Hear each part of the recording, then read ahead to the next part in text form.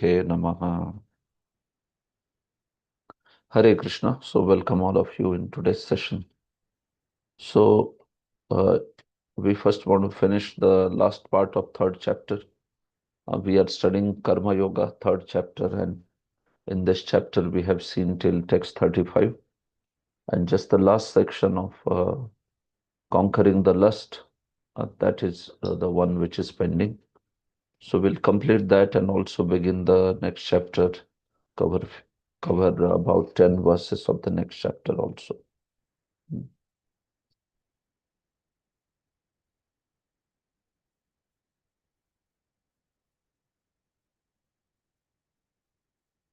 So this is, you can see my screen. It is visible. So this is the last part of the third chapter now. We saw in first 9 verses how Karma Yoga is better than Jnana Yoga. If Arjuna is not qualified for Karma Yoga, then he should practice Karma Kand. If he is qualified for Jnana Yoga, still he should practice Karma Yoga to set proper examples. Then we talked about the differences between Karma Kand and Karma Yoga, especially in terms of avidvams and vidvams. This is how the learned man thinks, and this is how somebody who is ignorant thinks. Prakriti kriyamanani and all that. Then we also saw the benefits of both the paths. Hmm. The one who accepts Krishna's instructions, then such a person becomes free from reactions. But one who does not accept and is envious of Krishna's instructions, then we see that such a person dooms himself. So in this way, Krishna has concluded this section by saying that Shreyan Swadharmo Viguna. It's best that even though faultily done, one's own duty is good, rather than doing somebody else's duty perfectly. So we had elaborate discussion on that words. So now the last section of this chapter is there, which talks about overcome the lust, which is the main obstacle in Karma Yoga. See, in this chapter, Krishna is certainly showing the difference between Karma Kand and Karma Yoga also, right? We saw that he spoke about how Nishkam Karma Yoga is higher, and that's the best platform to act. So he had shown difference, or rather he had shown preference over Nishkam Karma Yoga. If you compare it with Karma Kand or you compare with Jnana Yoga, in either of the cases, Krishna prefers that Arjuna practices Nishkam Karma Yoga. So in the last part of the chapter, one of the main obstacles on the path of Nishkam Karma Yoga is the attachment, isn't it? If one is attached to enjoy, if one is attached to the fruits, then it is not possible to practice Nishkam Karma Yoga, right? It's very difficult. It will be a big difficulty. So Krishna speaks about conquering the lust from the angle that if this is done, then you can very nicely practice Nishkam Karma Yoga. For that matter, lust is an obstacle on any path, any transcendental path, right? Even the Jnana yogis, they have to be free from the desire to enjoy the material objects. Yogi also has to be, Ashtanga yogi also has to be free from the desire to enjoy the material objects. At the level of pratyahar, he should accomplish that. And what to speak of bhakti yogi, that's the highest path. They should also be free from the desire to enjoy the material world. Then they can advance very rapidly on the path of bhakti. If they have desire to enjoy the material world also, and they are cultivating those material desires also, then the devotees cannot make very great advancement. It's like you light up a fire, you set a fire ablaze, and then you put water on it. And then again try to set it ablaze. Again, you put water on it. So then you see that such a fire will not be flagrant, it will not grow, and it will not be just a blaze. No. Uh, so that's why the lust or the desire to enjoy separately from Krishna, uh, any desire independent of Krishna, that is called as lust. Atmendriya priti vancha धरे तारी बोली काम आत्मेंद्रिय प्रीतिवांछा तारे बोले काम कृष्णेंद्रिय प्रीतिवांछा धरे प्रेम नाम. Chaitanya Charitamrita defines prema and kama as Atmendriya Pritivancha and Krishnendriya Pritivancha. So if you have desire to satisfy Krishna's senses, that takes the name prema. If you have desire to satisfy your own senses, then that takes the name as kama. So in this way, lust is the enemy on any path, any transcendental path. It may not be enemy on the path of karma kant. But karma kant, that's why, is not considered a transcendental path. The transcendental paths are the paths which have a transcendental goal, like Nishkam Karma Yoga, like Jnana Yoga, like Ashtanga Yoga, or finally the topmost Bhakti Yoga. So, because it's a common obstacle, so Krishna speaks it here in the context of Nishkam Karma Yoga, but you can apply this particular knowledge. It is useful for anyone, for any practitioner of a transcendental path. So this is how it's important discussion. So this is the last part. So let's do it. Arjuna Vacha Athakena Prayuktoyam Papam Charati Purusha Anichanapi Varshneya Baladeva Niyojitaha. Okay, so Manoj Prabhu, you can continue reading this entire section as when I call out. Yeah. Okay, Prabhuji. Yes, please Arjuna read. said, Arjuna said, O descendant of Varshni, by what is one impelled in sinful act, even unwillingly, as if engaged by force? Yeah, thank you. Arjuna Vacha. Arjuna said, अथ केन prayuktoyam papam charati purushaha. Purushaha, meaning a living entity. Why does he perform the sinful activity? Kena prayuktaha. Forced by whom? Arjuna is asking a very important question. My dear Krishna, you are telling me that I should act, I should perform my duty properly. But we see that in the material world, everyone, as if forced, is pushed for the sinful activities. There is a force within, no, which pushes people to do some sinful activities. Papam charati. Or if somebody has given up sin also, okay, maybe he's not performing sin, but there is a force that pushes for sense gratification. There is a force that pushes to enjoy the senses, one's own senses. One wants to enjoy the sense objects for all the senses. So what is that force? केन प्रयुक्तः? किसके द्वारा प्रयुक्त होकर एक पुरुष जो है वो पाप को करता है? Anichanapi, even though he is as if not desiring. Literally, sometimes people say, no, sometimes even criminals speak like this. I don't know. Somebody was pushing within my heart, and that's why I shot this person down, or I killed this person.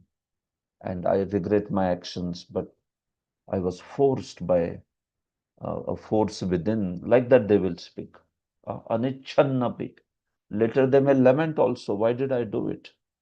But that Vega, that urge was so powerful that one is Baladiva, as if by force, even though not willing, Later, one may realize that actually one would not have wanted to do such a thing, but still one ends up doing some sinful act like that, or one ends up behaving in a terrible manner, something like that, as if forced, बलादि बलात् बल से एकदम अनिच्छन, even though not desiring, one is pushed, one is forced to act.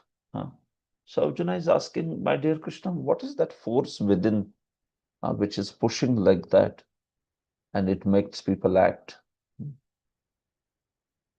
So it's quite an appropriate question, right? Prabhupada says Arjuna's question to Krishna is very sanguine as to the perverted nature of the living entities.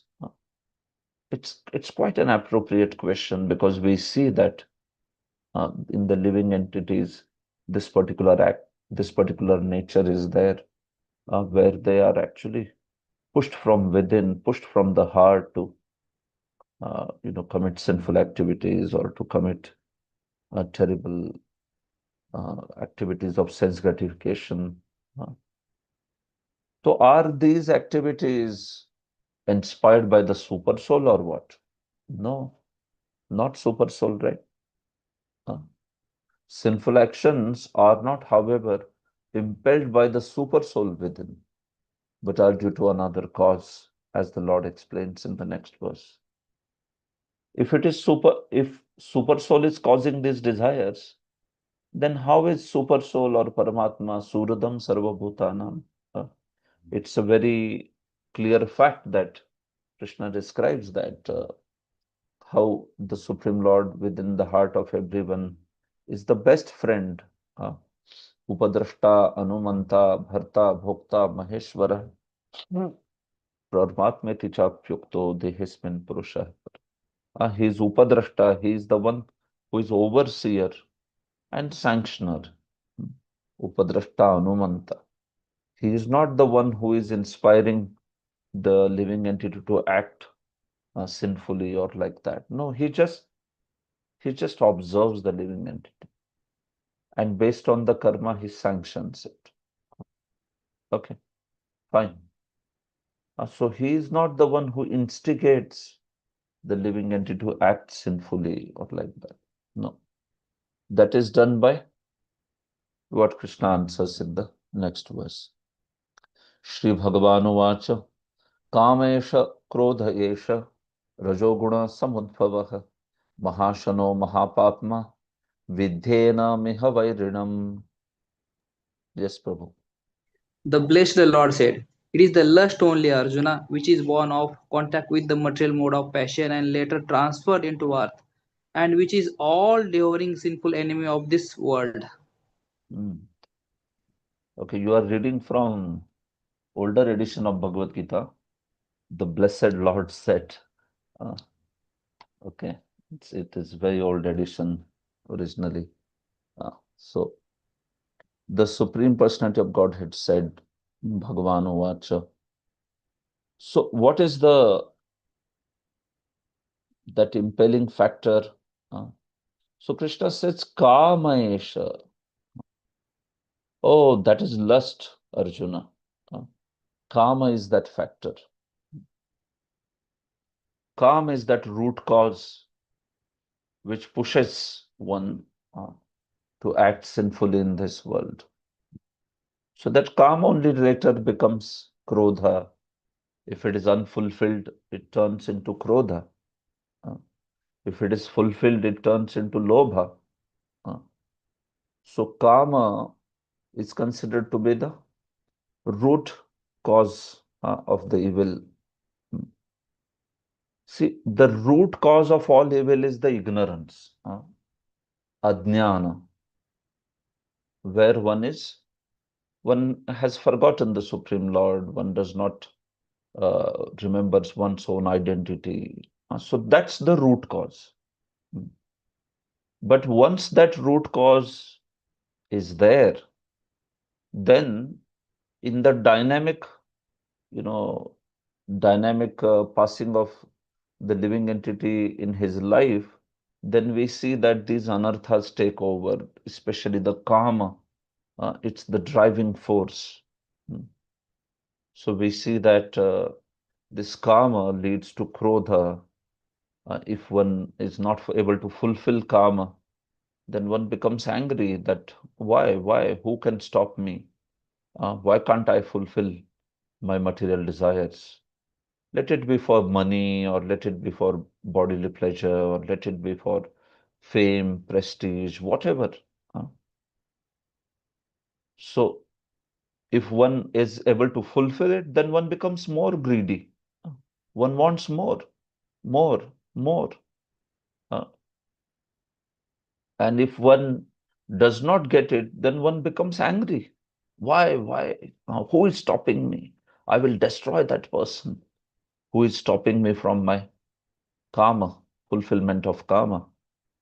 So you can see how karma is leading to krodha, karma is leading to lobha also. In fact, we see that, if one develops more and more fulfillment of karma, then one says that one also develops the intoxication or madness like mother. Uh, so it becomes complete bewilderment of moha, bewilderment and madness of mother. So karma is considered to be like the root of offense, the root of, you can say, all evil. Uh, of course, there is envy. So in one way, there is this envy which is root, because ignorance about the Lord and envy towards the Lord, ichha dvesha samuthena, right? Krishna also says. Uh, so in a root manner, as per Prabhupada speaks about this, that there is this envy within the living entity for the Supreme Lord. Uh, so this envy towards the Supreme Lord, we see that this particular aspect uh, is the fundamental reason why the living entity is there in the material world. Uh, but then once, yeah, things, when the living entity starts acting, then we see that this desire to enjoy karma, it actually presides over everything. That desire causes one to uh, bring in all the other anarthas also. Kama, krodha, lobha, moha, mada, everything this way. So kama, the lust is in the mode of rajoguna, is in the mode of passion, while krodha is in the mode of tamoguna. So kama, when fulfilled, it turns into lobha, uh, which is also in the rajoguna. Uh, but how much lust you can fulfill, right? There is a limitation. So soon that, because of that limitation, eventually the karma turns into krodha only. Uh, because how much can one have in this world? Somewhere the obstacle will come, right? You cannot have unlimited. So then in such cases, we see the frustration, the krodha, it will come. So eventually karma leads to krodha only. Uh, it will lead to krodha. So Krishna says that this karma comes from Rajoguna, hmm, from the mode of passion. And it is Mahashano Mahapapma. It's the all devouring, very, very sinful Vairinam, uh, very sinful enemy of the soul. Uh, So the lust is all devouring, right? We see that when some lust in any form comes, then one completely forgets all consideration. It's all devouring.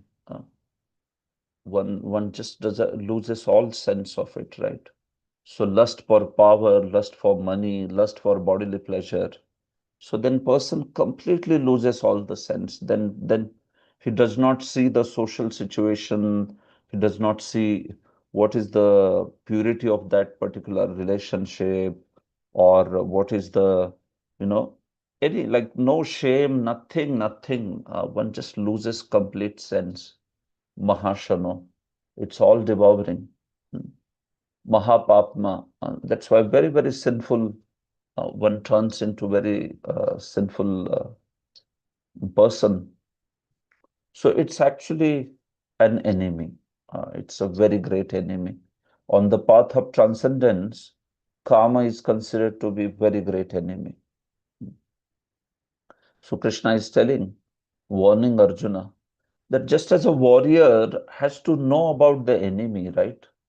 Uh, if the warrior, imagine somebody is fighting a battle and does not know who enemy is only, how precarious will it be, right? If you don't know the enemy only. So you may be considering someone friend, and then that person is actually an enemy. So how deadly, how risky that would be. So similarly, in this world, people think that this desire to enjoy and pursuit of that, that's going to give me pleasure. But actually, it will not give pleasure. It is in fact enemy, because Mahashano, Mahapatma, all devouring. No matter how much you try to fulfill lust, it will never be fulfilled. It is like it's like a fire. In fire, if you put the fuel, if you put gasoline, petrol, or anything like this, so by putting these fuels, will the fire subside, or will the fire even become more ferocious? Uh, so fire becomes even more ablaze, even ferocious by putting the fuel in it. No. Similarly, the senses are like that. If we engage senses in sense gratification, they want more. They want more. So that's why one has to live the life of a regulation. Uh, this is the point. So Krishna is bringing up this point in order to bring in this premise that on the path of Nishkam Karma Yoga or Bhakti Yoga or Jnana Yoga, you have to understand this risk of this factor called as lust. Uh, Mahashano, Mahapatma, Vidhyenam, Ihavairinam. It's all devouring. It can never help you by fulfilling uh, that particular desire. Only when we apply regulation, we hear the scriptural knowledge, we understand the nature of senses and the sense gratification, then we see that the whole process of Nishkam Karma Yoga will give you the detachment. Otherwise, without that knowledge, without that understanding, if one just goes on fulfilling senses and sense desires, it will never ever give any detachment. It will become even further more and more inspired to accept sense gratification. Like how in this world also you see that, right? Does the desire ever go away? Uh, Only by spiritual knowledge and giving the higher taste, we see that one can give up the lower taste. Otherwise, it's not possible uh, in this world. At least some sort of higher taste should be there. uh, Even though it may not be as highest as bhakti, which is transcendental, at least some sattvic higher taste should be there.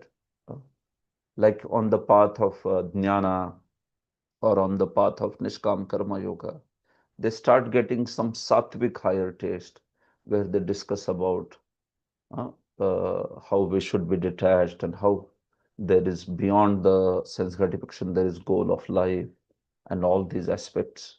Uh, So, what is the point here? The point is Krishna is saying there is kama and that turns into krodha, and that's the biggest obstacle on the path of, uh, you can say, transcendental paths like bhakti, like Nishkam Karma Yoga. So, Arjuna, you understand that it is the greatest enemy this way.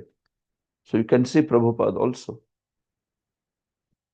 When a living entity comes in contact with the material creation, His eternal love for Krishna is transformed into lust. Prabhupada gives example, just as milk in contact with sour tamarind is transformed into yogurt. So similarly, originally in the living entity there is love for Krishna. But in the material world, that love gets transformed into lust, where one wants to only satisfy one's own senses. So then we see that milk is good, but then that same milk is turned into yogurt. So for the sake of example, it is being told that both have opposite nature, right? Milk has a different nature and yogurt has a different nature. So similarly, in our original position, the love for Krishna is there, but when we are in touch with the material creation, that same love turns into lust, and then that becomes the cause of great delusion. This way.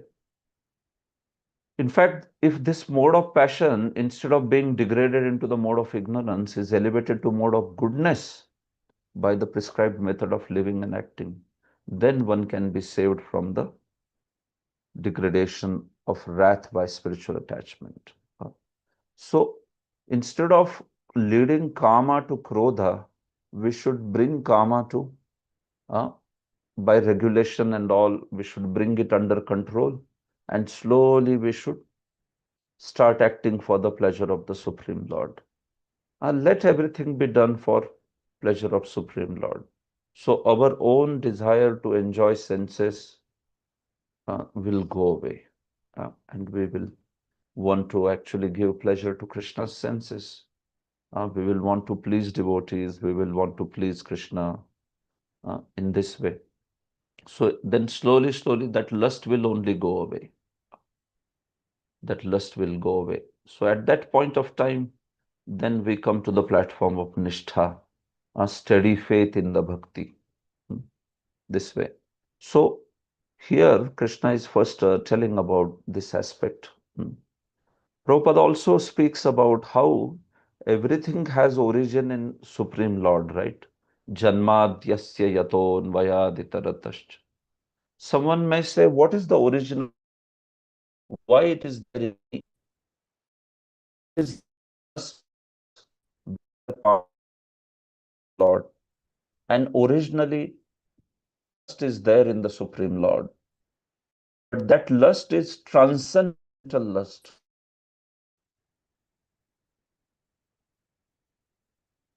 That lust in the Supreme Lord is transcendental. It is the purest thing in the whole creation. Lust has a negative meaning, right? But when it is there in the Supreme Lord, because He is the Bhokta, so He has that desire to enjoy. So, being a part and parcel of Supreme, that desire to enjoy has come in our heart also, a minute desire. But that particular desire is perfectly fine when we are in conjunction with the Supreme Lord, when we are together with Him. As soon as that situation gets replaced by we being in the material world, so that desire to enjoy separate from Krishna, it turns into something very evil. That desire to enjoy in the association of Krishna, there it was perfect. But in the material world, it becomes it becomes pervert, it becomes corrupted. So this is the point. Sometimes these Mayavadis and all, they're not able to answer why should Brahman, I mean, if we are all original Brahman, then why within our heart this desire is there to enjoy and all this? Because Brahman doesn't have a desire to enjoy. Brahman, in fact, does not have any desire only. But if we consider if we understand that we are Krishna's part and parcel, then that minute desire is there in our heart also. Anandamayo bhyasat. We want to also be happy. There is the desire to enjoy. But the point is, the desire to enjoy is not the problem. The desire to enjoy independent of Krishna. If we want to enjoy along with Krishna, then that desire is very pure. Because in that context, then we know that that desire is nothing but serving Krishna. See, when we say desire to enjoy along with Krishna, it is not some selfish enjoyment. No. There the desire will be actually of service only. So one desires to enjoy by service. That's actually the pure desire to enjoy. One desires to enjoy by service instead of one desiring to enjoy by enjoyment, by taking service from others. No. One enjoys by giving service. That's the purest desire. So actually it is coming because we are part and parcel of the Supreme Lord. That's why we can never do away with it. So this Buddhist idea that get rid of all desires, or the Mayavadi idea that, in the end, there is no desire, nirvana, and we are just become one with Supreme Brahman. These are not right ideas, because these are not recognizing the conscious nature of the jiva, the individual nature of the jiva. They are not recognizing this aspect. Now, Krishna has already spoken about it, that we are all conscious, the kings, you, O Arjuna, all of us have existed always, this way. So, the origin aspect of lust is also Prabhupada is addressing over here. And then finally, he gives the beautiful example of Sri Hanuman, a very great servant of the Lord, the prototype of Dasya Rasa. So it is mentioned that how he exhibited his wrath by burning the golden city of Ravana. But by doing so, he became the greatest devotee. So this kama and krodha and all, one has to get rid of them. So how can one get rid of them? One can get rid of them by engaging them in Krishna's service. So you may wonder how to engage in Krishna's service. So especially kama can be engaged in Krishna's service by procuring objects for Krishna's enjoyment. Kama Krishna karmarpane. Krodha bhakta dveshi jane. So you can engage the kama, like you have great desire to accumulate sense objects, right? So accumulate them, but offer them to Krishna. You want to build a palatial house? Okay. So you use your money to build a palatial temple for Krishna. You want to, whatever, n number of things. You want to enjoy great feasts. Okay. Make wonderful feast, offer to the Lord and feed the devotees, feed the people with Krishna Prasad. So that is Kama Krishna Karma Arpane. You can use all big desires, keeping Krishna in center and as service for Krishna, like that. So Krishna consciousness is not against ambitions. If someone wants to earn very huge wealth, no problem. One can, but one can put that utilize that wealth in Krishna's service. One wants to be a very successful man, wonderful, very nice. But one can give credit to Krishna and devotees and make sure that that success is viewed as actually the success of devotees and Krishna. Somebody may want to be a topper of the class, may want to be in the best university, very nice, no problem. Do it for the pleasure of Krishna and utilize the opportunity to preach the glories of Krishna from that platform, from that podium, that, how this success is coming by mercy of Krishna and by following the teachings of the Supreme Lord. So Krishna consciousness is not against ambition. It is against ambition for self. If you are ambitious for Krishna, very nice, wonderful. Uh, Prabhupada said, Prabhupada said, my problem is, meaning Prabhupada's problem. Prabhupada said that my problem is that I can never think something small. Uh, I always think very big. So you can see. So Prabhupada would always think big. He would always want huge things in Krishna's service. Although he was also very appreciative of small acts of devotion. Uh, but yeah, he was like that. He also wanted big things in Krishna's service. So what is that? That is actually desiring everything for Krishna's pleasure. Hmm. So we can try to do big things, but then we try to keep Krishna in the focus. That's the point over there. So we may need some sense gratification in our life, and that is acceptable. Regulated sense gratification can be accepted. So right from the aspect of wealth or the aspect of a spouse or family or everything Shastras accept, but you accept in a regulated manner, and then utilize the huge resources you have for Krishna's service, for the Lord's service, for the society, the service to the society, by preaching Krishna consciousness. Then one can have everything. Like there were kings also, right? There were great kings. They were also devotees. Now somebody may feel, हर एक को क्या फकीर बनना है क्या?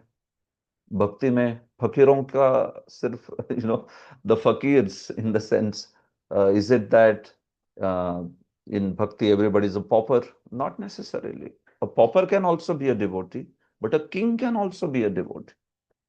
Both possible. There were kings like Prahlad, Ambarish, Yudhishthir, so many great kings, right? So it's possible. One has to just see whatever ambitions one has or whatever desires one has, one basically can connect them to Krishna and utilize them in Krishna's service. Then you see that the desire to enjoy will go away. It will slowly, slowly go away. And then you are just happy to do it for Krishna's pleasure, for devotees' pleasure in this way. So Prabhupada is finally quoting Hanuman, who utilized his anger in the service of the Lord by burning the city of Lanka. So Krodha Bhakta Dveshi Jane, especially the Krodha aspect, meaning the anger, it can be utilized towards the non-devotees. Now, when we say that, we have to also understand that it doesn't mean that we start beating up non-devotees or something. No. What it means is, especially if there are elements who are troubling devotees, then we may want to make sure that they are taught a lesson also. So sometimes some Kshatriya devotees may have a great anger, right? So then they can use that anger in the sense of setting right the situation. We don't encourage any violence or anything of that sort. But the point is, yes, sometimes in order to get rid of the non-desirable elements in this world, you have to show some anger. So Prabhupada would give example of a snake, Narad Muni and snake story. Uh, so one time a snake uh, was actually a very big snake. Uh, I mean, Narad Muni has interesting stories in Puranas, right? So this snake, he, by Narad Muni's preaching, became a devotee. A snake became a devotee. So now, because he was a snake, so and now he had become devotee, so he was not biting anyone, he was not scaring anyone. So then, even the children started throwing stones at him and giving him a lot of trouble. So then, after some days, Narad Muni met him again. So Narad Muni said to Snake, Snake Prabhu, how are you doing? So he said, Narad Muni, I'm trying to be a sadhu now, but everybody's beating me up with sticks and stones and all that. So Narad Muni said, why? Uh, you can uh, you can frighten them. So he said, no, no, but you only told me now I should be like a sadhu. So Narad Muni said, I never told you to, not even show your fangs. You need not bite anyone, but you can at least show the fangs. Uh, so Prabhupada would tell this story, and Prabhupada would say that in the material world, we don't want to hurt anyone. But if they are troubling devotees, if they are troubling the moment, then we also show that we are not gullible people. We are not stupid fools here. So we know how to act in this world so that we can continue our preaching Krishna consciousness. If needed, we will fight also to get rid of the undesirable elements. But we will do it in the most possible decent manner, without unnecessarily getting into some people like jihadis and all. They have such weird ideas about religious preaching and all, right? But that's not Sanatan Dharma. So we see that there is way to use krodha also. But yeah, there's some qualifier for that also, no doubt.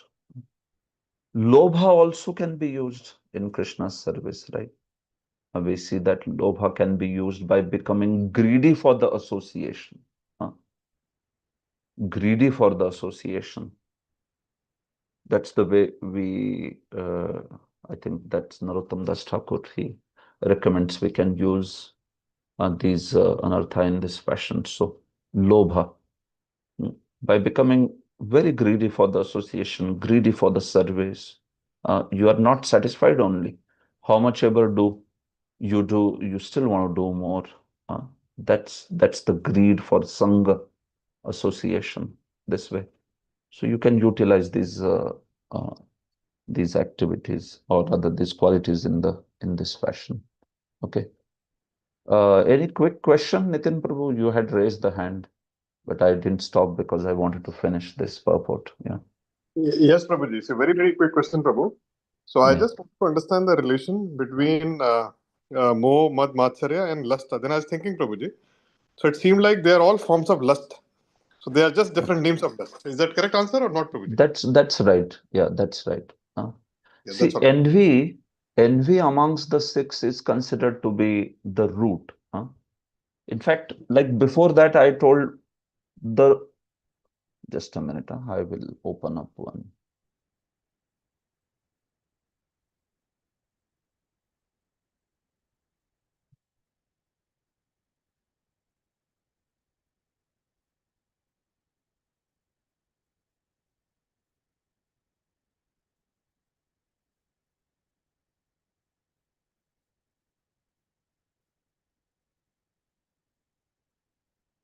Just give me a minute. Yeah. So,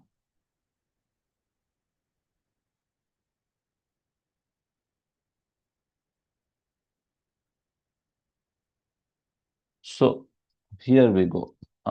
See, Prabhu, the root cause is ajnana actually. Ajnana, ignorance. What happens, living entity in the material world, uh, when she is covered by Maya, the ignorance is the biggest problem. Once the jnana starts coming in, then we can see that all the anarthas can also be taken care of. So, ajnana, ignorance is the root cause. Hmm.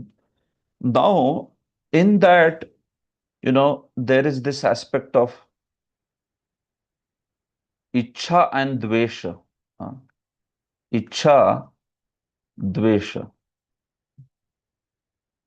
So, ichha roughly will correspond to kama actually, and dvesha would correspond to matsarya. So these two features are caused actually when one is in touch with the material world, Maya, there will be Ichha, there will be Dvesha. Uh, so in one way, you can see that these two are root emotions, like that. even amongst them, the dvesha aspect is considered to be really the root, matsarya, this way. So even if you take them to be both of them as the roots, now after this kama, everything else comes actually. Kama only leads to krodha, kama only leads to lobha. Then too much accumulation of kama will lead to uh, what remains? Mada and moha. Mada. It will also lead to moha. So what you are telling is right in one way, because they are different results of karma, you could say. Karma, when not fulfilled, krodha. When it's very much fulfilled, lobha. Now, because of too much fulfilled lobha, then one may develop also mother, because now one has so many resources that one thinks himself to be very proud and great, and so he may see everybody as just useless people, like that. And that mother, because of that mother, his intoxication goes on increasing, moha also. Mother can also mean pride, it can also mean madness. Uh, uh, you can see, basically, madness is the next version of pride. Initially, one may be a little bit proud of the sense objects that one has collected, uh, but later one may just become mad. Moha is that intoxication that is caused by this. Krodha is obstacles to the lust. Lobha is, yeah, further more and more desire. So actually, they are all caused by karma. That's right. Okay, Prabhu. Yes, Does Prabhuji. this make, Yes, does yes, this make yes. sense? Yes, Prabhuji. It does make sense, Prabhuji. So the root cause, as you explained, Prabhuji, is the lust and envy to a certain Yeah, extent, and rest everything correct. derived from this. So these are absolutely the root cause, and root cause of these are ignorance, which is derived out of getting in touch with primarily the Rajoguna. Material nature, very true. Clear. So Krishna would say in further in the chapter, I mean the middle section, Krishna would say also, Ichha dvesha samuthena dvandva mohena bharata. He says to Arjuna that what's the reason that the living entities are in the material world? So Krishna says that basically because of Ichha and dvesha. So these two are very root emotions like that. And then the cause of that itself is also said to be ajnana. So that's it. That's how it is. Like that. And sorry, Prabhu, just one more observation. So even Yeah. Dvesha, Prabhu, even Matsarya, actually, if you think, I'm thinking, Prabhu, so I mean, logically, it also comes from lust. Only when you have a big kama, big lust for something, only then Dvesha comes. If you don't have the lust, then Dvesha will not be there. See, yeah, this question takes us to something, one particular, you can say, Pandora's box, called as, where does the original dvesha come from? So I'm not getting into that right now, because that question. So basically, the way Prabhupada explains, no, that he says the envy towards Krishna is the root actually. That's the beginning of all evil. Now, after that will come the desire to enjoy the senses. So Prabhupada, when he speaks in his purport, he tells that this dvesha is the root cause. Even before desire to enjoy the senses comes the dvesha towards Krishna, like that. And this aspect, that's why is considered to be the root. So we'll talk about it. The discussion is there in the future. For now, yes, you can basically understand that, yes, Shastra do speak that envy is the root cause. And then after that, the karma takes over and all these other. Now that karma would in turn further nourish envy, that is fine. But we are only speaking in terms of the beginning point.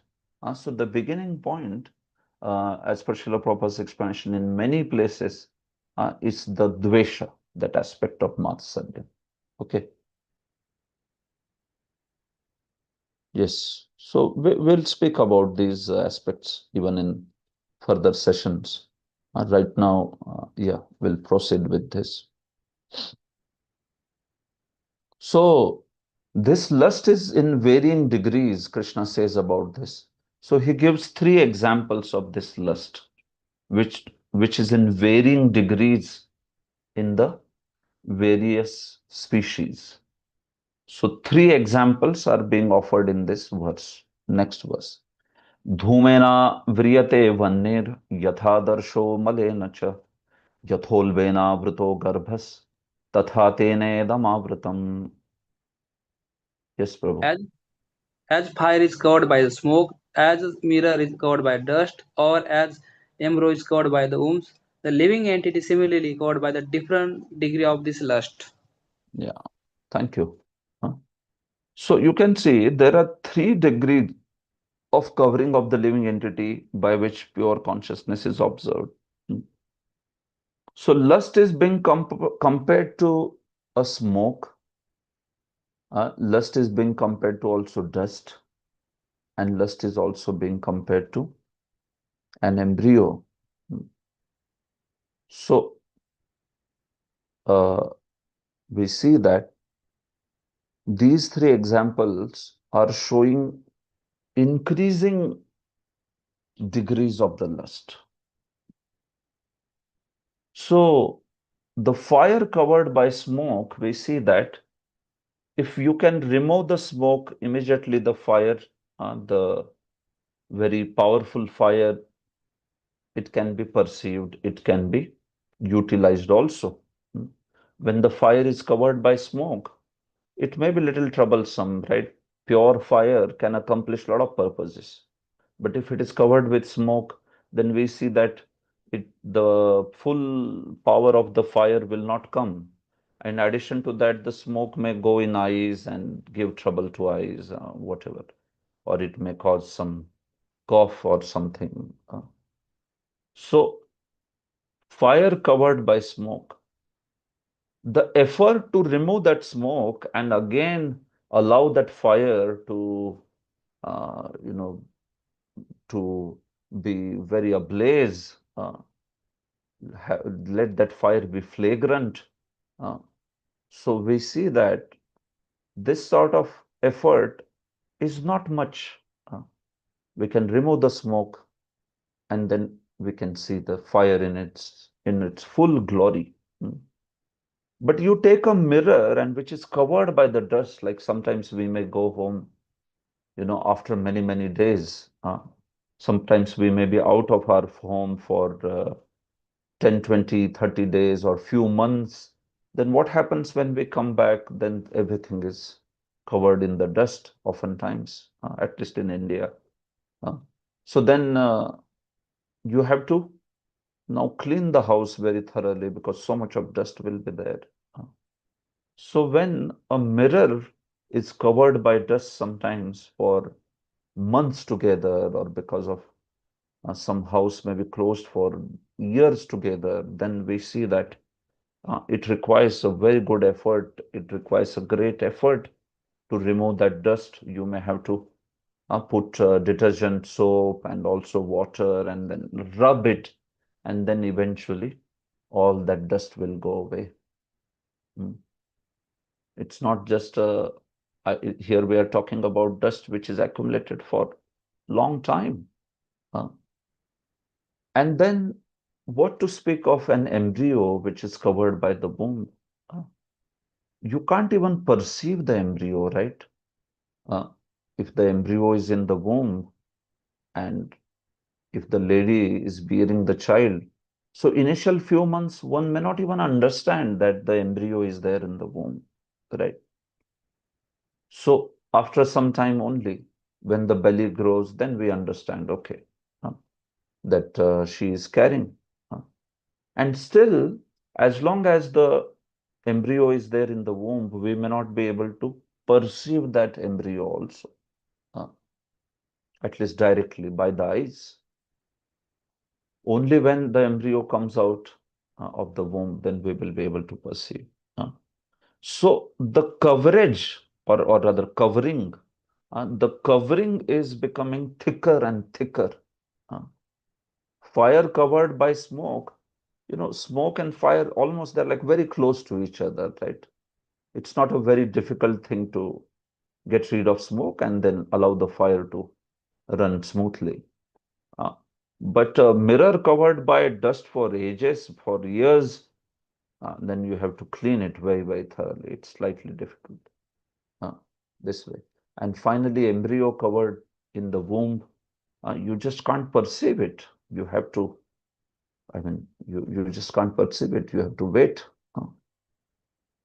for that particular embryo to come out. So similarly, this lust covers the human beings, it covers the animals, and it covers the plants. This lust, which is basically the desire to enjoy, it is there in all the living entities in different proportions. It's there in the human being, it's there even in the animals, and it's there in the plants also. But especially the covering that the lust does is, in humans, the lust covers their knowledge, but with little bit of effort, by teaching them scriptures, by putting them in association and all that, you can immediately, it's possible that the living entity can come to the right track, and then one may become free from that lusty propensity, and one may utilize his desires properly in Krishna's service. So how easy it is to get rid of the smoke and allow again the fire to glow, to persist. Similarly, the effort for a human being to get rid of those lusty desires by educating through spiritual knowledge and all that, we see that that particular effort is possible. That's why the scriptural knowledge is especially meant for the humans. One can give that knowledge, and one can bring the humans to the proper platform of execution of devotional service. It is possible. But you try to do that with animals, is it possible? It's not possible. In order for bringing an animal to some level of Krishna consciousness, or you can see, to bring up that, it's extremely difficult. It's not difficult. It may be possible by feeding them prasadam or some exceptional animals. They also have shown Krishna consciousness. You can see that the elephants in the temple and all, there are a lot of stories about them also. So some animals, we can see that you can bring them to some level of Krishna consciousness. It is possible that way. So the knowledge that the lust has covered over there, we see that it's possible, but it is not that easy like human beings this way. And what to speak of embryo covered by the womb? You cannot do anything there. You just cannot remove that covering. It is impossible. It can only be done when the embryo comes out of the womb. So that means that the living entity in the body of the trees or like that, it's very, very difficult to remove the covering of the knowledge that the lust has done in their case, in the case of the trees and all. It's very difficult because the consciousness and the knowledge is completely covered there. Their level of consciousness is not like us. Right? Animals have awareness, but they don't have self-awareness. We see that even in the modern studies, they talk about it. And as far as trees are considered, that awareness is also at a very low level this way. So here Krishna is giving these examples in order to show that actually for the human beings, it is possible that they can, by cultivation of the right knowledge and association, they can revive this knowledge that is covered by the lust. Lust covers the knowledge actually. That covering of the knowledge aspect is being spoken over here. See, Prabhupada, when lust is compared to smoke, it is understood that fire of the living spark can be a little perceived this way. In other words, when the living entity exhibits his Krishna consciousness slightly, he may be likened to the fire covered by smoke. This stage is like the beginning of Krishna consciousness. The embryo covered by the womb and analogy illustrates a helpless position. This stage of living condition can be compared to the trees. And the covered mirror is compared to the birds and the beasts. And the smoke-covered fire is compared to the human being. So you understand humans, animals, and the trees. The covering is thicker and thicker in them. So the effort that is needed to remove that covering is very, very big. So much so that Shastra says that the transcendental knowledge is only meant for the humans. What is the eligibility? The first eligibility for understanding the knowledge of the Shastras is you should be a human being. Because if you are an animal, practically it is not possible that you can understand that spiritual knowledge. It is not possible. Some exceptional animals, okay, as we said, it may happen, but it's not like uh, it's not considered to be the eligibility criteria fulfilled. No, this knowledge is not meant for animals. It is meant for the humans. So only in the human form of life, athato brahma jignasa, you can do this brahma jigyasa. You can inquire about the absolute truth. Not in any other species of life. Not even animals, what to speak of the trees. All the more difficult. Some special trees is different, like Tulasi. She is the manifestation of Vrinda only. So that we don't compare to any normal tree. Not at all. Right? Tulasi is actually worshipable. She is expansion of Vrinda Devi. Or some trees like Ashwatha. Krishna, it's considered to be a very auspicious tree. Krishna considers it as his vibhuti. So animals also, some animals may be very special, like Sarvadeva Mai Gau. The cow is considered extremely special. But still, for them to be able to understand the spiritual life, it's not that easy, right? You don't see cows attending the Bhagavad Gita classes or anything like that. Not possible, right? So Krishna is saying this is how the lust covers the living entities in different species that way.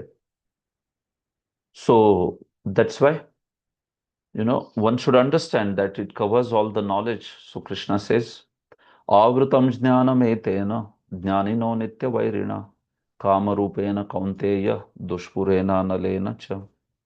Yes, Prabhu. Thus, the wise living entities, pure consciousness, become covered by his eternal enemy in the form of lust, which is never satisfied and which burn like fire. Yeah. So, avrutam jnanam. So, by this lust, the knowledge that is there, that is covered like that. There is knowledge in our heart, right? The knowledge of our own existence, the knowledge of Krishna and all that. But we were telling this that as soon as one comes in touch with the material energy, then we see that all that knowledge is covered. And that covering of knowledge is basically affected, or it's effectuated through the lust. Maya Devi accomplishes it through the lust. The lust covers all the knowledge, like that. So that's why Krishna says that this is a Nitya Vairi, this is an eternal enemy of the soul. This desire to enjoy independently of the Lord, this kama rupena kaunteya dushpurena nalena cha. It is like a fire which is never satisfied. Dushpurena. You have seen the fire. Some fires, they may be no matter how much ever fuel you put, I mean, by that fuel, they would go on increasing, increasing, increasing, becoming bigger and bigger and bigger. It's like a huge fire. Uh, it continuously burns only, and you just can't extinguish it. That's the point. You put some fuel, it will become even further. It will grow even further, right? Any fire for that matter, you put fuel, it grows further. Uh, but the fire which is actually, especially which is like blazing terribly, then in that, you just can't do anything. It will constantly burn, insatiable. So similarly, lust is like that, no? It can never satisfy. So, as a student of Bhagavad Gita, no, we should remember that actually we should lose the faith in sense enjoyment. Uh, we should not feel that this is the way to become happy. Uh, senses can never satisfy us, especially meaning the fulfillment of the senses. They can never satisfy us. The point is, it's not that Bhagavad Gita is stopping one from uh, procuring the objects in the material world. No. But it is speaking about if our mind thinks that by possessing great money, I will be happy. That's illusion. You may still need money and you should procure that money by honest means. That is fine. But if one thinks that, okay, by possessing great money, I will be very happy, that's an illusion. That will never happen. Similarly, by possessing great bodily strength, I will be happy, or by possessing a very beautiful partner, I'll be happy, or a wealthy partner, I'll be happy, or by possessing great name, fame, prestige, I will be happy. No, this is all karma. Mm, It will not. You need these things in life for helping out the society or the family, or so that's why you procure. But you will be happy by serving Krishna. You will be happy by utilizing these resources for the pleasure of the Guru, pleasure of Lord, for the pleasure of devotees, and utilizing that. This is the point. So, as I said, we are not against, Krishna is also not against accumulating the objects of the material world. But what is the purpose? That's the key point over here. You know, one time Prabhupada was speaking in a class, and then one hippie, he asked Prabhupada a question, Swamiji, what is the goal of life? So Prabhupada said, sense gratification. And then that person was, sense gratification? Oh, amazing. Uh, that's what we have been thinking all the time. He was a hippie. So, hippies meant, they were into all sense enjoyment. That's it. So Prabhupada immediately, in next second, he said, Prabhupada had said, sense gratification is the purpose of life, right? And the next line Prabhupada said, not yours, Krishna's. So he was like, oh, okay, okay. Not mine. Krishna's sense gratification. Krishnendriya priti vancha. This way. So why is like that? Because we are spirit souls by our nature. So that's our real identity. So by that real identity, what it means is unless and until like you water the root of the tree, you will not be happy. Just as watering the root of the tree nourishes the entire tree. Similarly, unless and until we serve Krishna, you see, we will not find true satisfaction. Right? If you try to take the food and put it into some different holes of the body, like ears or like nose, that food will not give you any satisfaction. In fact, it will give you misery, right? If you put some paneer sabji in the nose, or you put some liquid in the ears, what will happen? Miserable. It will make you sick. But if you put it in mouth, then it will give nourishment to the entire body. And similarly, the mind and senses, when they're used in Krishna's service, we see that they will satisfy completely. Otherwise, no matter how much ever we try to enjoy in this world, there will always be this feeling of dissatisfaction. And you ask this to people who have been very wealthy, who have, sort of accomplished it in the world. But you see, of many times they will not be satisfied. They would want more and more and more. So many people, even the greatest of film stars and, you know, great billionaires and all these people, also you see, many of them, in spite of possessing so much, we see that still there is dissatisfaction because that's the nature of material things. They will not satisfy you. Just the mind goes on hankering. Kama will lead to lobha. Lobha. And if there is some obstacle, it will lead to krodha. And that's why we see also, right? These man-woman relationships also, they cause so much of crime in this world. And that's one of the biggest reasons of crime in this world. The gross lust, this way also. So that's why devotees, they accept the religious regulation.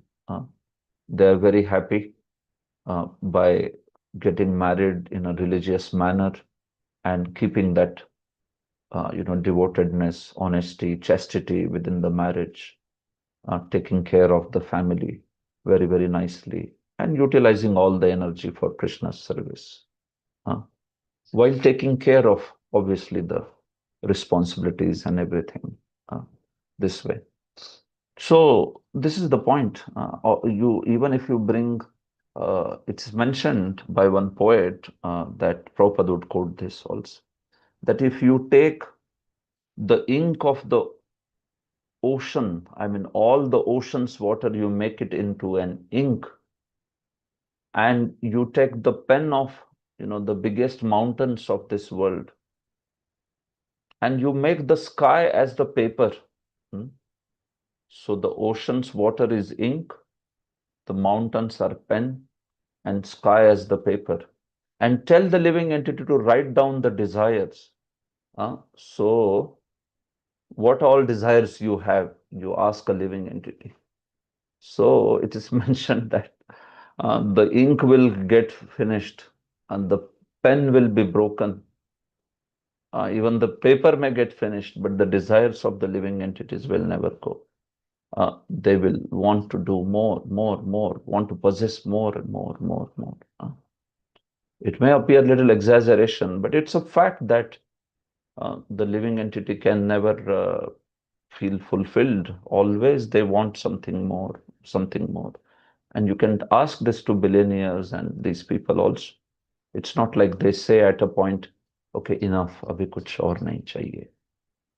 Kuch ichha nahi. ऐसे बोलेंगे कभी? No. They still want more and more. So in this pursuit, you will lose the goal of life. That's why begin with the end in the mind. Even Grihasthashram one enters, no, one should begin with the end in the mind. In the sense, after 25 years, 30 years, I wish to also come out as a Vanaprastha and dedicate my life in Krishna's service. For now, I have to take care of these responsibilities. But I also want to not just stick around for all the time. And at one point of time, the husband and wife both may just take off from the responsibilities. They may stay in the home, that is fine. But they may take off from the major responsibilities and practically utilize the whole day for Krishna's service. 12, 14 hours of their time they are doing Krishna Seva only. Different sevas. So that's a Vanaprastha, right? You don't have to go to forest necessarily. You can stay in your own house, but one can dedicate the life. Because how much is, sufficient? There's just no end, actually. And there's this beautiful story of the Tolstoy. How much land is enough? You have heard, this is a very popular story, Leo Tolstoy. I mean, it's a big story, but anyway, the point is the man was offered that you can run for getting the land, but you have to make sure that before sunset you come back. So till sunset you have time. So whatever amount of land you run and then come back, all that land will be yours. A man was offered this benediction in a place. So this man has to, suppose he goes 200 meters and come back. So this 200 meters worth land, the circumference, I mean 200 is the radius, so 2 pi r, that that particular area, that will be his pi r square rather, area totally, right? Nitin Prabhu, pi r square, right? That would be the kshetra. Yeah. So he was offered that land completely. So you have to come back. So this man started running. So he started running and he came to the noon and he thought, I should go back now. I have run a great distance. But he thought some more. Uh, in the evening we have to go back, right? So I will run more. So he went running further, further, further, further. So at one point of time, he realized now I have to go back. The condition was I should reach to the beginning point before sunset. So he thought, my God, I have come too much ahead thinking about this much land I'll get. So he ran back. He ran back, but now he realized it is a very huge distance. Now it is difficult for him to reach to the starting point. So he ran with full might. uh, He ran with so great speed and with full energy, but still the beginning point was so far. Finally, he could see that the sun is setting. And finally, he was about to reach to the initial point. He could see that people are standing there waiting for him so that he could reach. But he was also seeing that the sun was setting. And then the last point of sun was about to set when he reached the vicinity of that beginning point and then fell down there and dropped dead because of this entire effort of running. He was so enervated, exhausted, finished. He just fell down and never got up. He was dead by that effort. So Tolstoy, he demonstrates through the story this life should not become a race like that. So much so we are running that we just forgot to come back only this way. So Shastras, that's why they give four ashramas, right? You have brahmachari, grahastha, vanaprastha, sannyas. So if one is educated only like that, right in the beginning of the grahastha ashram, he knows that I have to also plan for vanaprastha. If that education is only not there, where is the question of even thinking about it? And then people will just till the fag end of their life, they just are sticking around doing those same worldly activities, right?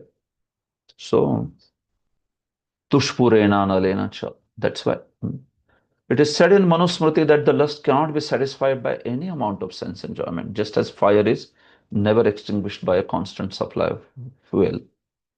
So this is a very important section for the devotees to understand. Lust is the symbol of ignorance by which living entities kept within the material world.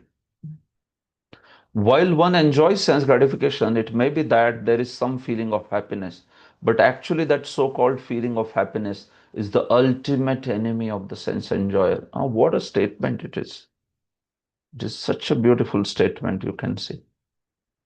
While one enjoys sense gratification, there may be some feeling of happiness, but that feeling is the ultimate enemy of the sense enjoyer. Why? Because that feeling will bind him to the body, and now he's going to become further embroiled in that body. So sense gratification may give some sort of temporary happiness, but you know that it will bind us to the body, and then soon body will give its installment of suffering also.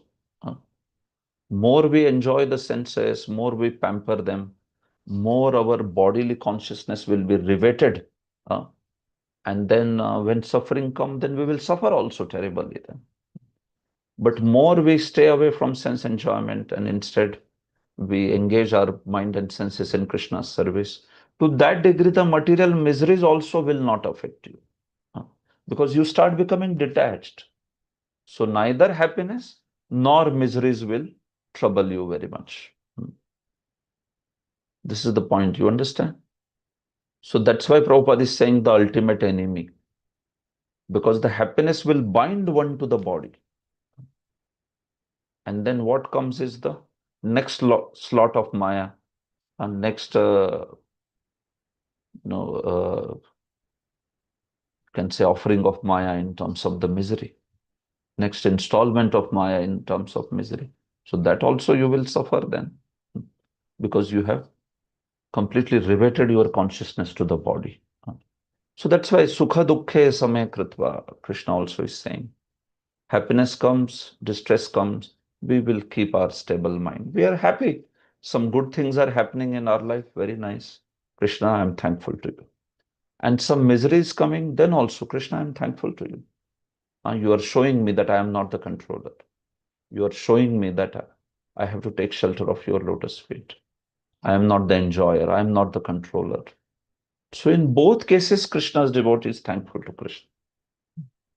Happiness or distress, both. Where all this lust is situated, that is spoken in the next 2-3 verses, and that's the end. Indriyani mano buddhir asyadhishtanam uchyate getair vimohyatyesha jnanam avritya dehinam. Yes, Prabhu. The senses, the mind, and the intelligence are the sitting place of this lust. Through them, lust cover the real knowledge of the living entity and bewilder him. Yeah. So where all the lust is there, kama, if you want to conquer an enemy, then you have to know the places, no, where the enemy is, right? Ab socho, you know the enemy, but you don't know where he is. So what kind of battle you are fighting if you don't know the enemy only? Where he is? You may go on fighting and then from behind the enemy will attack. So that's why Krishna is telling, see, the enemy is where all the kama is there at the level of senses, the mind, and also the intelligence. So what it means is the senses can distract us, the mind can distract us, and also the intelligence can distract us. That's what it means. Like sometimes we may be,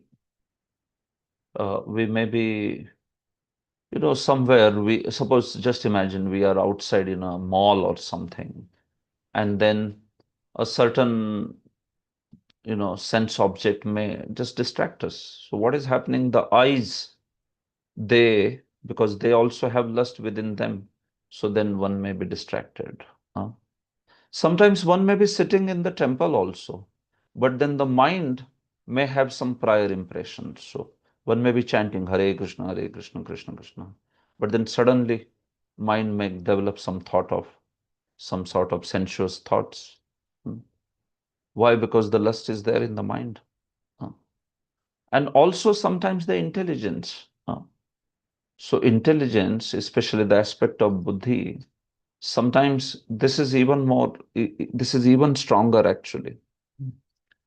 So one may try to justify the sense enjoyment also.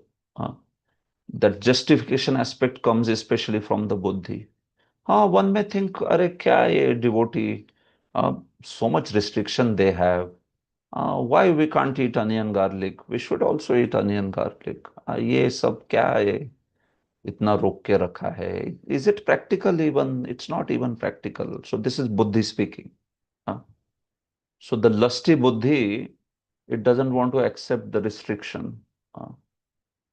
So one may feel like try to justify it. No, it's not practical. Why it's not practical? It is practical, provided you are determined to follow, isn't it?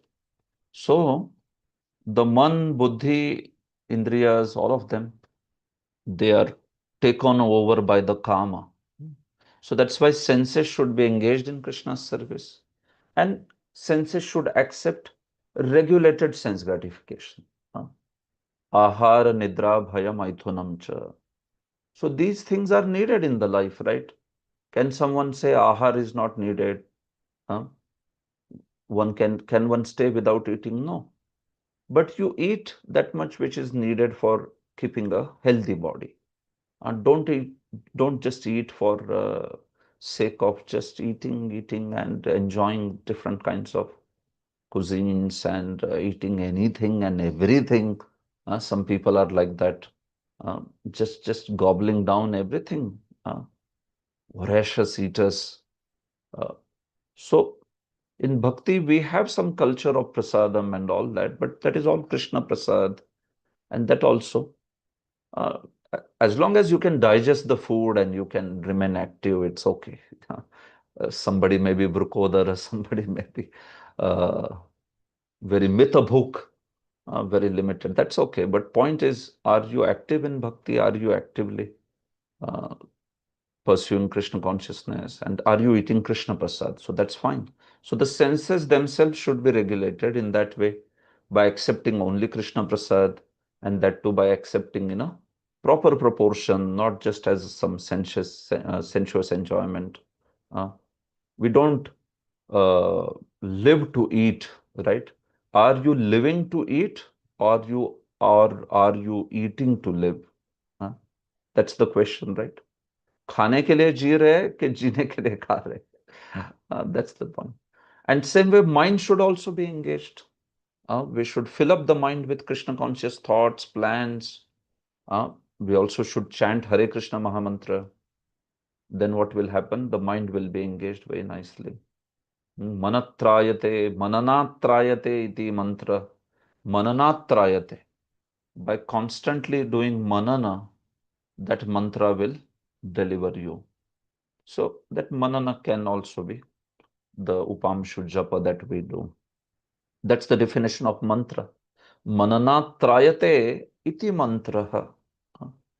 जो मनन से तारण करता है उसे मंत्र कहते हैं. तो वो मनन यानी क्या? वो बार बार वो मन जो है उसको मनन करना, मतलब बार बार उसको बोलना, या फिर बार बार मन में उस मंत्र का स्मरण करना, उसको नाम स्मरण कहते हैं. ऑफ कोर्स हम लोग नाम स्मरण का नहीं, वी डोंट प्रैक्टिस नाम स्मरण, वी प्रैक्टिस नामोच्चारण, नॉट एग्जैक्टली नाम स्मरण, बिकॉज स्मरण means you don't speak it. That's called Nama Smarana. So, mind also should be engaged. And finally, intelligence should certainly be nourished by studying Shastra, by understanding Siddhanta. So, these are the way to attack the enemy called lust in these places. क्योंकि यहाँ पे ये बैठा हुआ है enemy. The Kama has overtaken our senses, our mind, and our intelligence. So, what should you do? So, you should use your drones, or you should use your fighter planes to attack the enemy in these places. So how do we attack? Yes, by this way. Don't give senses chance to do anything which is not acceptable in bhakti. Fill up the mind with plans of Krishna service, Krishna seva, chanting of the holy names, all this, and nourish buddhi with a lot of intelligence, studying Shastra, hearing philosophy, understanding deeply. So then one can see that one can conquer this enemy. Prabhupada also speaks in this manner, you see. The enemy has captured different strategic positions in the body of the conditioned soul. And therefore, Lord Krishna is giving hints of those places, so that one who wants to conquer the enemy may know where he can be found. So that's why mind, senses, intelligence, lusty intelligence, Prabhupada calls, you can see. Lusty intelligence influences the spirit soul. So that lusty intelligence should be purified by studying Shastra. So studying Shastra is very, very important for this purpose, because intelligence controls the mind, and mind controls the senses. So you can see, if we are studying Shastra, hearing the knowledge of Bhagavad Gita, It will be, our buddhi will be very strong. Then buddhi can cover mind. Mind can cover, buddhi can control the mind, and mind can control the senses. So how important you can see is it, this aspect. Tasmat tvam indriyanyadau niyamya bharatarshava papmanam prajaihenam jnana vijnana nashanam. Yes, Prabhu. Therefore, O Arjuna, best of the Bharatas, in the very beginning, corrupt this great symbol of sin, lust, by regulating the senses, and slay this destroyer of the knowledge and self-realization. Yeah. So what we spoke just now, basically Krishna is saying this now. Tasma, therefore, Arjuna, indriyanyadav niyamya. So regulate the senses right from beginning, and you conquer this lust. Papmanam, this symbol of lust, पूरा पाप का मूर्तिमंत स्वरूप है ये. So you conquer this enemy called lust, and don't give in to desires of sense enjoyment and just whatever your mind wishes. Fight, act on the level of Nishkam Karma Yoga. Don't be attached to your own ideas. That's also lust, right? Being attached to his own idea. Because lust is jnana vijnana nashanam. It will destroy your jnana, it will destroy your vijnana also. See, lust is considered to be destroying jnana and vijnana both. Meaning what? It will destroy the knowledge that we receive, but it can also destroy the specific knowledge of the spirit soul's constitutional position and his relationship to the Supreme. See, these words jnana and vijnana, they are used in different ways in Gita, multiple meanings. So, jnana, one meaning of jnana Prabhupada is writing here. Jnana means knowing that I am not body, I am spirit soul. That's called jnana. But not only just knowing about one's own identity, but beyond that, Krishna's identity and my relationship with Krishna, that's called vijnana. So jnana is higher than vijnana. The Brahmavadis, the impersonalists, Mayavadis, they may have jnana, but they don't have vijnana aspect. They may not know the specific relationship to Lord and how that relationship can be revived. They have weird ideas about that. So that's one meaning of jnana and vijnana. Jnana means the knowledge of our own identity, but vijnana means our not only our own identity, but Lord's identity and our relationship with the Lord also. Similarly, jnana and vijnana can also mean knowledge, which is theoretical knowledge, and realization. By practice of that knowledge, if we get the realization, that's also called vijnana. So lust is so powerful that if one gives in to the lust, one can get covered with whatever knowledge one has, one can be covered, and lust can cover it. So that's why Krishna is saying that put the senses, mind, intelligence on guard, to put it on guard by making sure that we follow the Krishna conscious program of engagement. We engage our mind, engage our senses, engage our intelligence. If you will leave them unengaged, फिर तो वो that enemy is sitting there, no, he will destroy everything. He will cause a lot of havoc there. This way. So that's why this is very important that we engage ourselves as per Krishna conscious engagement. If you talk on the level of Nishkam Karma Yoga, then one engages himself on the level of Nishkam Karma Yoga engagement. So they also, what do? They hear about Atma and difference between body and Atma. They also do their duties very, very firmly. They also have some sort of practice of bhakti within their path. So they do that. Krishna conscious is so powerful that even a late beginner can become a lover of God by following the regulatory principles of devotional service. Just see, from any stage of life. See, you just have to understand the urgency and start practicing. No one is late in bhakti and no one is early in bhakti. किसी को ऐसे भी नहीं लगना चाहिए कि I came very early to bhakti, because no, not early, you know. You should be devotee from last life and last to last life also. Or nobody should feel like I became very late in bhakti. No, as soon as you realize the urgency, you know, and you start practicing intensely, then one can become lover of God, Prabhupada is saying. So he is giving such a hopeful statement that even a late beginner can become a lover of God. This way. Indriyani paranyahur indriyebhyah param manah manasastu para buddhi yo buddhe parasastu saha paratastu saha. Yes. Okay. The working senses are superior to dull matter. Mind is higher than the senses. Intelligence is still higher than the mind, and he, the soul, is even higher than the intelligence. Yeah. So Krishna is giving the hierarchy.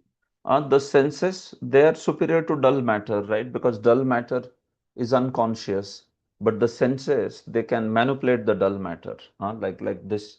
This may be a dull matter, this remote of the AC. But if I have senses, I can manipulate this, no? I can open this, I can close this, I can do something. So Indriya, the senses are superior to dull matter. Indriyabhya param manah. But if the mind is not in its proper place, the mind is distracted, then even the senses become very, helpless, right?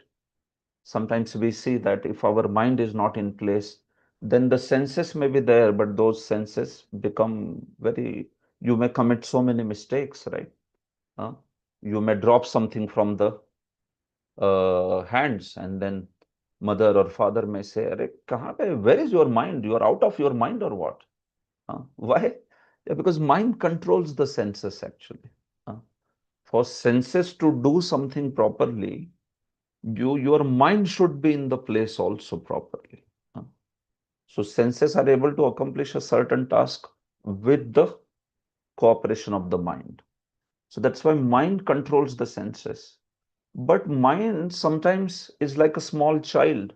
It may want to touch the fire, but then the mother will she allow to touch the fire? Will she allow the child? The child may run towards the fire, but mother would immediately catch him and want to make sure that he doesn't touch the fire. So similarly, mind may run behind the sense objects of this world. But if intelligence is very strong, then intelligence will, like a mother, will say that, no, this is not good. This is not good for you. Even in our Krishna consciousness, the intelligence has to be very, very strong. It will not allow mind to get distracted then. It will stop the mind from getting distracted. So this is why the scriptures are there, to strengthen the intelligence. A mind may say, hey, this devotee, he troubles me always. But intelligence will say, don't offend the devotees. Even though sometimes devotee may be little unreasonable, but you should tolerate. Don't offend them. So this is Buddhi speaking. Mind may speak. Mind is very impulsive. Buddhi is very rational. But Buddhi will be rational provided you have nourished your intelligence by scriptures. Otherwise, Buddhi will also become lusty. Buddhi will also go with mind. Mind will say something and Buddhi will say, yeah, you are right actually. Yes, we should do this. So it should not be like that. The Buddhi should have the discrimination. So in conditioned stage, the mind runs behind undesirable things, but the Buddhi is very strong. No, this is not good for me. I should not do this. Let me focus my attention on Krishna consciousness and my mind will become pacified, no problem. Mind keeps on demanding. It's like a child. So child may keep on demanding so many things, but it's not that you can fulfill everything, right? Whatever is proper, you may want to give the child. But वो child को क्या क्या चाहिए रहता है? He may ask for, fire. He may ask for moon. He may ask for Gun also, right? The children want gun. So you will give only that which is not problematic, which is not risky, right? So similarly, our mind and senses, we should engage them in engagements which are Krishna conscious. Yo buddhe parastastu saha. And the soul is even greater than the buddhi. So that's why giving the soul direct the experience of spiritual engagement, that's the best way. So what we do is when we do the activities of Krishna consciousness, it is also engaging the soul directly, soul proper, by chanting Hare Krishna, by serving the Supreme Lord. Not only we are engaging the senses and mind, but we are also engaging the soul, because all these are spiritual activities straight away. They act on the level of spiritual truth, at the level of soul, this way. So Krishna is telling this hierarchy in order to tell that at least in our conditioned stage, we should act on the level of buddhi. Acting on the level of soul means you should be like self-realized soul. But till the time we become that, at least we should act on the level of buddhi, at the level of intelligence, this way. Once we realize that we are not body, we are spirit, soul, and we are servants of Krishna, then that would be full realization at the level of the soul. And then that's the best position to perform bhakti. But for now, we can at least utilize our mind and senses and then nourish them by buddhi. So conditioned soul does the bhakti by, you can say that for the conditioned soul, the inspiration to perform the bhakti is buddhi. And this buddhi is not material intelligence, I am saying. This buddhi is what you have heard from Guru, what you have learned from scriptures. That is called buddhi. There is difference between intellect and intelligence. Intellect is your information processing ability. You are a very smart person. That's intellect. But intelligence is actually the buddhi. It is how much you have heard the Shastra and understood, how much you have very subtly understood the workings of the Maya and all these aspects. That's called intelligence. So such an intelligent person will not give in to Maya, will not become forgetfulness or forgetful of Krishna. So that's actually the real buddhi. Buddhi is that level. To be able to discriminate, oh, this is not good, this is good, I should do this. Then we can say that he has a very strong buddhi. He can, this way, he will not allow senses to run away like that, this way. So this is the problem.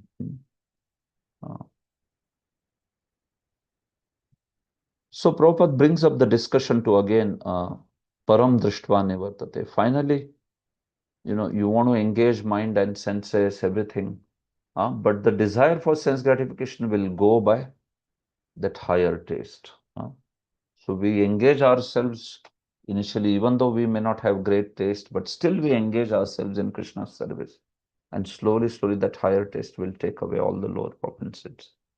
Evam buddhe param buddhva samstabhyatmanam atmana jahi shatrum mahabaho kamarupam durasadam. Yes, bro. Thus, knowing oneself to be the transcendental to the material senses, mind and intelligence. O mighty Arjuna, one should study the mind by deliberate spiritual intelligence, Krishna consciousness, and thus by spiritual strength conquer this insatiable enemy known as lust. Thank you, Prabhuji. Thank you very much. Evam buddhe param buddhva samstabhyatmanam atmana. So in this way, knowing that the soul is transcendental to even buddhi also. The soul is the transcendental. So by engaging oneself in that spiritual Krishna consciousness, by engaging mind, intelligence, senses, everything on the spiritual platform, so one should conquer this enemy called as lust. Jahi Shatrum Mahabaho. That's the point. One may not give up work and prescribed duties all of a sudden, but by gradually developing Krishna consciousness, one can be situated in a transcendental position without being influenced by material senses and the mind. This is the sum total of this chapter. Kya hai sum total? Krishna is saying to Arjuna that do not give up work capriciously. Instead, continue performing your prescribed duties on the level of either Nishkam Karma Yoga or what to speak of Bhakti Yoga. That's the best platform to act. So Arjuna, in this way, should not give in to Karma Kand, which is the materialistic sense enjoyment.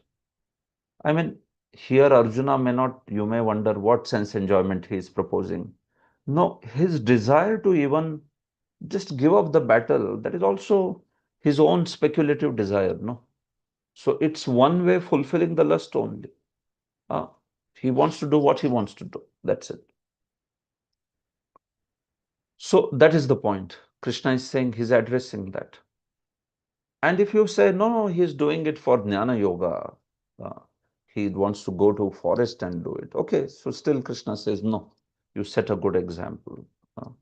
That's the sum total of this chapter. Does end the Bhaktivedanta purports of third chapter of Srimad Bhagavad Gita in matter of Karma Yoga, or the discharge of one's prescribed duty in Krishna consciousness. So thank you all very much. Yeah, I think we will have to reorganize the schedule. We may need more sessions. I will speak to Vraj Prakash Pro and see how we can do it. These sections are like so full of explanations, no, that we may not be able to rush through. I think we will, let's see, we will give you the replan of covering the rest of the 3 chapters. We have one session tomorrow, of course, where I may be able to finish the half of 4th chapter. Still, we have a 5th one, which will require 1 full session, and then 6th one requires 2 more sessions. So we have some portion left still. So you will be told about how we want to go about it, no problem. Thank you very much for your patient listening. So I wish you also my best wishes, and I wish you wonderful prayers, because the Kartik is starting from tomorrow. So I'm sure it's full of wonderful programs, and especially Deepdana programs that you have every day. So may this Kartik also bring in a lot of great joy and nourishment in your own life, and also it brings light in the lives of others whom you are trying to bring in Krishna consciousness by reaching out to them. Thank you. Hare Krishna. Srila Prabhupada ki jai. Srimad Bhagavad Gita ki jai. Are there any questions anyone wants to ask? This chapter is over, so anything you want to ask on the entire chapter, something like that? Yes, Nitin Pro. Yeah. Hare Krishna, Prabhuji. Dhanavad pranams. So, Prabhu, I had, for the today's lecture, I had 2 questions, Prabhu. So one, you mentioned about this Ashwatha tree, which is very auspicious. You mentioned that, Tulsi Maharani is very auspicious, and then you mentioned about this Ashwatha tree. What is this tree, Prabhu? That's question 1. And second, yes, Prabhuji. So I'll answer this. Ashwatha is Prabhuji people tree, as it is known as. Yeah, that's called Ashwatha. It's not banyan. It is people tree. So now that tree is considered to be very, very auspicious. It is considered to be like Vibhuti of the Lord. So there is some Puranic story also pertaining to that. But Krishna himself says in Bhakti, in 10th chapter Bhagavad Gita, that he says, amongst the trees I am Ashwatha, like that. So Rupa Goswami also explains in Bhakti Rasamrita Sindhu that worship of trees like Tulasi or Ashwatha and all that. That's also one of the limbs of devotional service. So yes, these are not ordinary trees. We should not consider them to be like tree species, so they are ignorant or something like that. No, they are special. Understood, Prabhuji. Thank you, Prabhuji. Second question was that in that 3.38, it's the shloka says that the lust covers all the jivas. And so jivas, then you gave example of the trees, the animals. And if I heard it correctly, Prabhuji, you mentioned that the lust covers these different jivas to different degrees. So, and I was just thinking, Prabhuji, so as humans, definitely, I mean, different human jiva, depending on the level of consciousness, there will be different level of covering of lust, how much you have been able to clean. However, the lust covering in animals and trees. So, while we understand they are covered in ignorance and therefore the lust is covering the jiva, but can we say different degrees, Prabhuji? So that is something which was not very intuitive. Okay, very nice. That's a very good question. So, as you rightly pointed out, the covering of the lust in different human beings also depends upon the modes, right? So that's why different living beings, I mean the human beings, they will also be covered differently by the lust. So same way, what happens to the animals? So you see, it's all about uh, how the modes are governing that particular animal. Uh, so some animals, Prabhu, are considered to be extremely in ignorance. Some animals are in goodness. Now, overall, if you see the animals, they are said to be actually in ignorance. So now what I'm going to tell you is within ignorance also, the overall category of animals is considered to be in tamoguna. Now, within that tamoguna also, there are shades. So that's why some animals are considered to be in goodness ignorance. Some are said to be in passion ignorance. Some are said to be in ignorance ignorance. So it's like further. So animals like cow, they are considered to be in sattva guna. But overall, if you take the animal species itself, that is considered to be in tamoguna. So with that foundational tamoguna, but the cows are actually very, very special there because they are very much in sattva guna, and even the various devatas and all that, they are said to be residing in the cow. So she is considered to be very special. But leave cow, which is a very special animal, but still there are other animals also, which are said to be uh, in you could say they are in goodness. They are not so much like in ignorance. Like camel is considered to be very much an ignorant animal. Uh, a deer is considered to be an animal in goodness. If you take tiger or lion, they are considered to be animals in passion. Hyena or such animals are said to be in ignorance. So the way the lust will cover each of them will also be to different degrees. It is true because it depends upon the modes. Uh, so Krishna is giving only one example for all three categories, but within that there will be degrees, no doubt about it. Same way with trees also. The Padma Puran explains that even amongst the trees, some trees are in mode of ignorance, some trees are in mode of passion, some trees are in goodness also. Especially the trees like mango, which give a very good fruit and which also give the other benefits, they are said to be in mode of goodness. Uh, and then some trees are there, we see that which are extremely poison ivy or something, some trees. So they are in terrible tamoguna. Uh, even cactus is said to be in terrible tamoguna, like that. So this way there are degrees, Prabhu. As you said, it's covered in them also in different varieties. Yes. Thank you, Prabhuji. So very clear, Prabhu. And I just quickly I wanted to share just one thing, Prabhu. So I know in Muslim faith, and if you read the newspapers, Prabhu, in this region, so sometimes you would hear statements like the shaitan possessed me, and therefore I did the crime, or the jinn possessed me, therefore I did the crime. So the lust equivalent is shaitan in their religion is exactly that. So wherein in terms of I got possessed, I couldn't control myself. So shaitan possessed me. So I just wanted to share that. Yeah, exactly. That's it. Huh? That shaitan is actually, Krishna is saying that, yes, shaitan is the karma, that way. It's just that somehow they have this idea that sometimes shaitan overpowers the God also. Even in the idea of Christianity, this idea is one very peculiar idea that God is omnipotent, but sometimes the Satan overcomes God. So that's why they feel like that's why there is suffering in this world. They say God is benevolent, He is also omniscient, but sometimes His omnipotence gets compromised. That's why we suffer in this world. So that's one very peculiar, incorrect idea that they have. So that's why they cannot explain the problem of evil, why evil is in this world.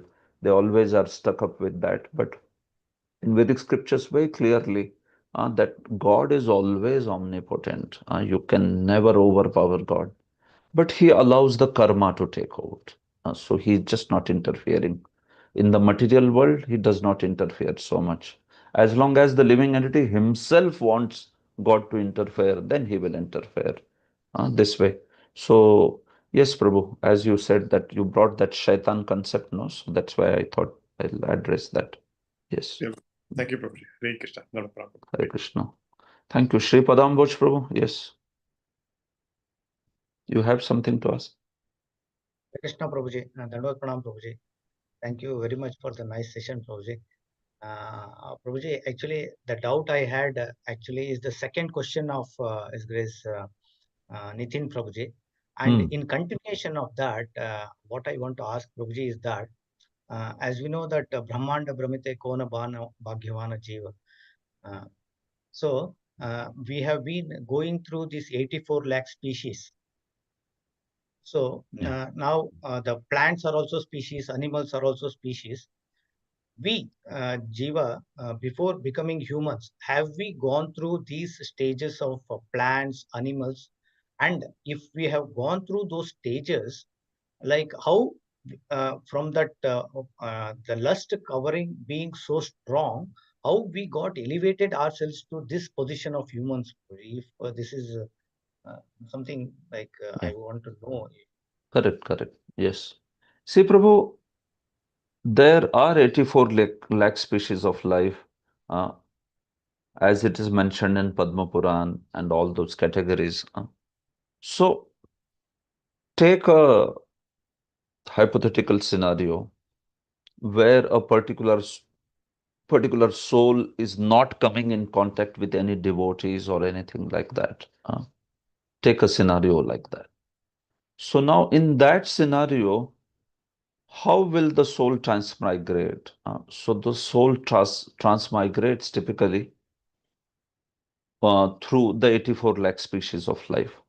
So what happens when a soul, goes through, especially when a soul by misuse of free will in the human form, once it enters into animal species, no? So now after that, there is not much choice for the soul. Then there is a progression that happens, is a sort of fixed progression, and then the soul goes through that. And then after, going through all those species, then it again comes back in the human form of life. So within human form of life, what happens? It's dependent on the karma of the soul. Like if in this life some human being acts in a certain way, so that will basically decide his next life. So if he does some karma by which he will get a human birth, then even in the next life he will continue to be human. Then he does some karma by which again in next life he continues to be human. So this human thing can go on for a long time depending on karma. But once somebody from human into, suppose somebody does something like too much of killing animals or eating too much of non-vegetarian food or like that, so much so that one's consciousness becomes completely absorbed only as a carnivore, or something like that, then such a person turns into the carnivorous animal. Or if once it goes there, no, then now he doesn't have much choice. Now he has to follow the progression. So now within that progression, yes, Padma Puran does explain that what happens is in such cases is they go through, it's a degradation there then. They go through one particular species and then they degrade further, then they degrade further, like that. Then they go finally to the insects and such species, and then even below that, microbes and all that. And then they go finally, after that, they go to the trees species. Within trees also, they will go to the lower and lower and lower, like that. So like that, they complete that particular quota of the species in those categories. And then by natural progression, one gets a human form of life once that quota is over. So that's called a natural progression way of getting a human form of life. So that is one way. But what happens is if these animals come in touch with some spiritual, prasadam, so immediately that changes there. So you feed prasad to an animal, the next life, the person may get a human birth. So now that cycle gets broken there, this way. If there is some intervention of some transcendental path like that, like bhakti, path of bhakti, or even for that matter, other transcendental paths, provided the animals are benefited by that path. It's difficult to benefit animals by jnana, right? Jnana or Ashtang yoga, वो क्या करेगा उसके लिए वो?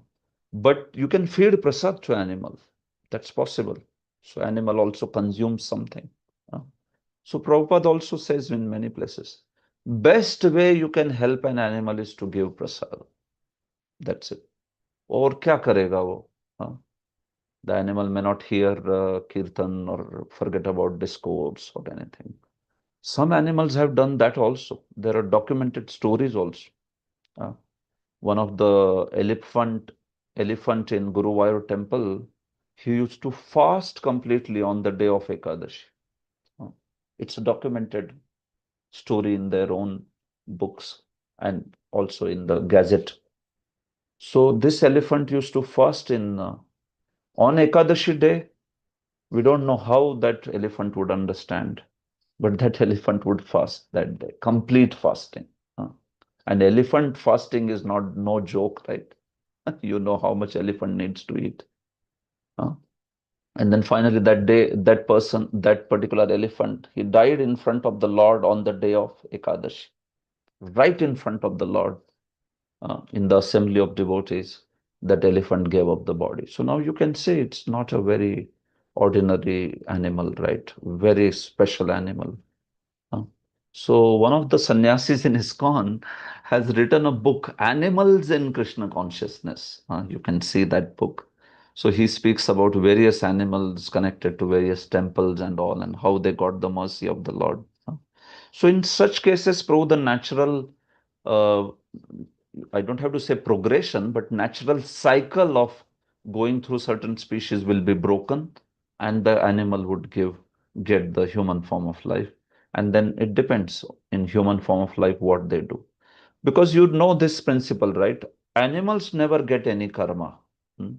You do something in animal life, you never get any karma. You do something in the plant life, you never get any karma. The karma, the reaction is generated by actions only in the human form of life. So that's why, because they are not going to generate any karma only, in that particular life, they may have human life's karma, that is different. But in that animal life, they will not generate any karma. So it's quite natural that they will go through the progression only then. But in human form of life, the karma is considered. And that's why it has all these dynamics. So does this make sense now? Yes, Prabhuji, very much, Prabhuji. It's very clear and a very nice example also you quoted, Prabhuji, of the elephant, and really very Good. convincing. Mhm. Thank you, Prabhuji. Hare Very Krishna. nice. Thank you. Hare Krishna. Fine. So we should stop here. Uh, So we are learning Bhagavad Gita. Maybe we are going slowly. Raj Prakash Prabhu may not be happy with me. Somehow we have to also cover the subject matter. But yeah, I hope at least you are understanding nicely. Hare So Krishna Prabhuji. the Actually, concepts. Prakash Prabhuji spoke to me regarding this subject last Friday, Prabhuji. I was asking how is the learning going on in Bhakti Shastri. Actually, I told that we are collecting jewels, Prabhuji, actually now. So really, it is very invaluable, Prabhuji, what we are learning. Please continue the same way. There is no hurry. Our main focus is learning, Prabhuji, more than we getting participating in the exam and scoring the marks. That is not the intention, but to learn the maximum from you, Prabhuji. Thank you, sir. Yeah. Okay, so we will share the updated program after I speak to Braj Prakash Prabhu. Yeah. So we have 3 more chapters. And after fourth chapter, I will do the yoga ladder. Uh, so after fourth chapter, sometimes some devotees teach after third also. But let's do it after fourth because fourth explains some jnana yoga concept. So I will that's also one of the very important sessions of yoga ladder. One full session, you will have the full clarity of all the paths. So that's why we have to reschedule now things. Let's see how we can do it. Tomorrow we are meeting to continue with fourth chapter. First 14, 15 verses we'll try to cover. Very important, very beautiful section again. So do join in tomorrow's session. Hare Krishna. Thank you.